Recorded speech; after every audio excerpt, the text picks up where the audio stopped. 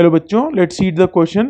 The question says that which one of the following is not a mechanical method for breaking seed dormancy? So to solve this question, we will use the key concept of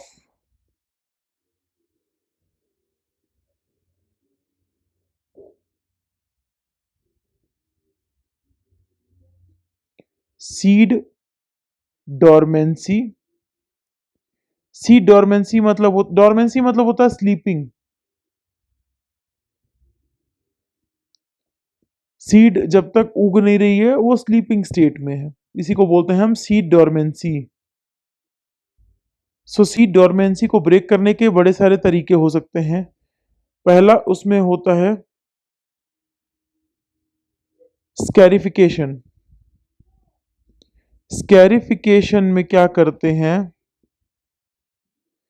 इसमें या तो हम mechanical abrasion use करते हैं, method mechanical abrasion, या फिर chemicals use करते हैं.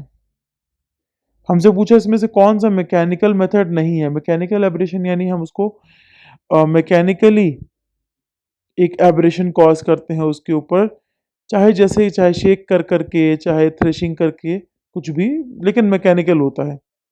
केमिकल्स ये होता है कि सीड को उसमें हम डुबा के रख दिए और पोटेशियम नाइट्रेट, थायोरिया, इथाइलिन, कार्बोहाइड्रीन, इन सबको मिला करके सीड कोट को फाइनली सॉफ्ट कर देते हैं या वीक कर देते हैं. अल्टीमेटली सीड ग्रोथ हो जाती है.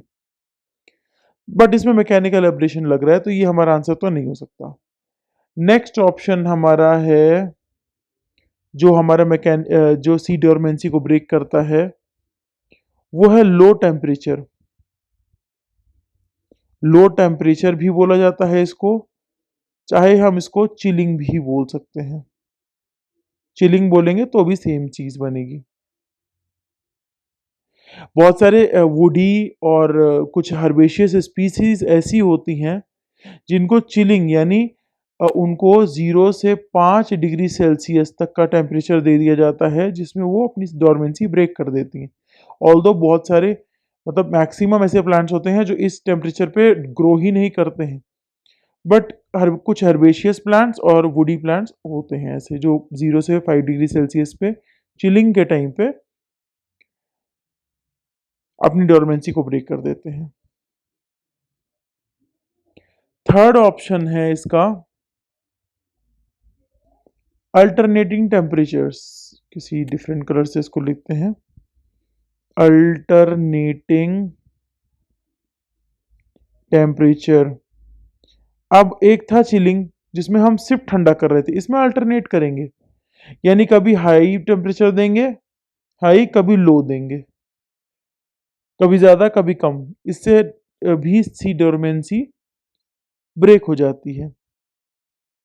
इससे क्या होगा कि इनहिबिटरी जो सब्सटेंसेस होते हैं जो सी डोरमेंसी को ब्रेक नहीं होने देते हैं, उनका सिक्रीशन लो होगा, अल्टीमेटली ग्रो हो जाएगी.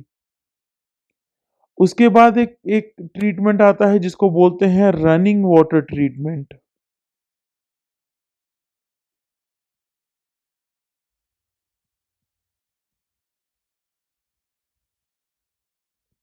रनिंग वाटर ट्रीटमेंट में क्या करते हैं, हम सीड को वॉश ऑफ करते हैं, जिससे क्या होता है कि जो इनहिबिटर्स होते हैं जो सीड डोरमेंसी को प्रमोट करते हैं, सीड ग्रोथ को इनहिबिट करते हैं, वो उनकी डोरमेंसी ब्रेक हो जाती है. अल्टीमेटली वो प्रमोटर्स जो होते हैं वो हट जाते हैं, सॉरी इनहिबिटर्स हट जाते हैं, तो अल्टीमेटली सीड ग्रो कर जाती है.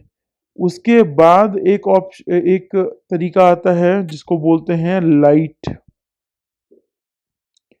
लाइट में क्या करते हैं कि हम उसमें एक्सपोजर देते हैं लाइट का, एक्सपोज्ड टू लाइट. तो देख लेते हैं अब्रेकिंग विथ अब्रेशन विथ नाइफ्स. तो ये तो मैकेनिकल हो गया. हमने देखा कि मैकेनिकल अब्रेशन अगर हम काट पीट रहे हैं तो वो मैकेनिकल एब्रेशन है, तो ये भी नहीं हो सकता. Abrasion with sand paper, what ever you do, अगर हम किसी चीज़ से सीड को काट रहे हैं या घिस रहे हैं तो वो मैकेनिकल तो हो गया ना. विगरस शेकिंग ये भी मैकेनिकल है। By the action of microbes, microbes अपना काम कर रहा है, हमें कोई ज़रूरत नहीं है करने की कुछ भी। तो डी ऑप्शन ही इसका करेक्ट आंसर है। D is the correct answer of this question. Hope you understood it well. Best of luck.